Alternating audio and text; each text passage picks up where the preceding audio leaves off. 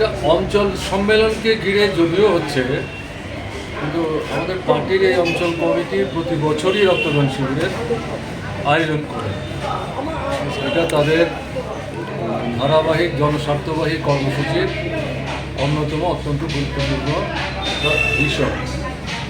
আজকে যারা রক্ত ইতিমধ্যে দিয়েছেন বা দেওয়ার জন্য অপেক্ষা করছেন, তাদেরকে অভিনন্দন জানাচ্ছে এবং তাদের সুস্বাস্থ্য কামনা করছে। যেহেতু আপনারা উল্লেখ করলেন অঞ্চল সম্মেলনকে ভিত্তি করে রক্তদান, অঞ্চল সম্মেলন পরে তোমাদের ভালোই তো হলো। তো শুধু রক্তদান শিবির করলে কিন্তু হয় না।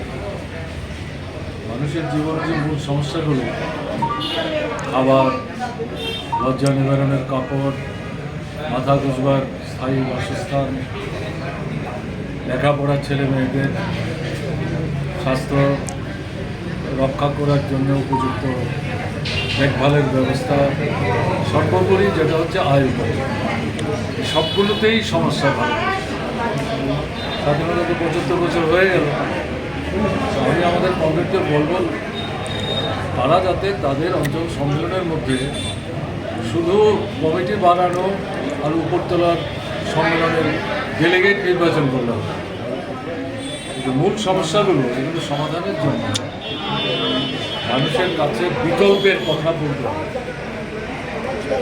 হ্যাঁ, ঠিক আছে, আমরা আমাদের সংবিধান আক্রান্ত হচ্ছে, গণতন্ত্র আক্রান্ত হচ্ছে, যুক্তরাষ্ট্রীয় ব্যবস্থা আক্রান্ত হচ্ছে, ধর্ম নিরপেক্ষতার যে নীতি আদর্শ আক্রান্ত হচ্ছে।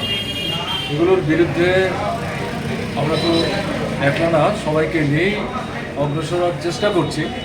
2024 লোকসভা নির্বাচনে তার একটা প্রতিফলন ঘটেছে, একটা মঞ্চও তৈরি হচ্ছে। এটা কদ্দূর এগোবে আমরা তো চট করে বলতে পারবো না, আমাদের ইচ্ছা অনিচ্ছার উপর নির্ভর করবে না, ওটা থাকবে। কিন্তু মৌলিক যে সমস্যা এগুলো উল্লেখ করবে, এগুলো সমাধানের বিকল্প নেই।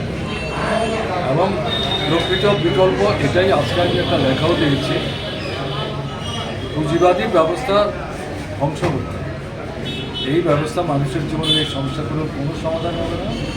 এটাকে পাল্টে শোষণ নাই, লুণ্ঠন নাই, মানুষকে ঠকানো নাই, মানুষের জীবনের এই মূল সমস্যাগুলো রাষ্ট্র দেখবে, এরকম একটা ব্যবস্থার কথা আমরা বলছি। এটাকে আমরা সমাজতন্ত্র বলি। আমাদের দেশের পরিস্থিতির পরিপ্রেক্ষিতে এটা আমরা কী করে এই দেশের মধ্যে বাস্তবায়িত করব, এটাও আমাদের বলা আছে। এই কথাগুলো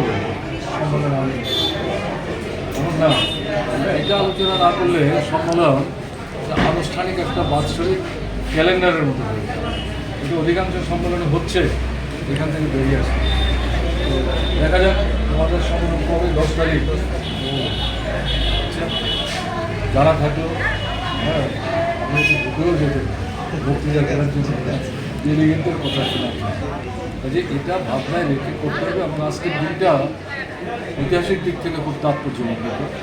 নভেম্বর বিপ্লব, 1917 সালের 7ই নভেম্বর এই চূড়ান্ত বিপ্লবী সংগ্রামটা সংগঠিত হয়।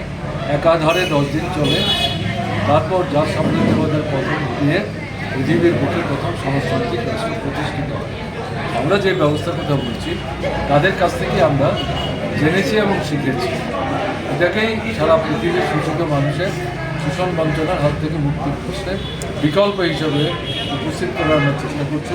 কাজে এই দিনটিতে এবং তাদের অঞ্চল সম্মেলনকে সামনে রেখে তারা যে রক্তদান শিবির করছেন, সেদিক থেকে এই কর্মসূচিটা অতিরিক্ত মর্যাদা কিন্তু লাভ করে। এই সবটা মাথায় রেখেই সম্মেলন আলোচনা করতে। তো সামগ্রিকভাবে ত্রিপুরা রাজ্যের এখন পরিস্থিতি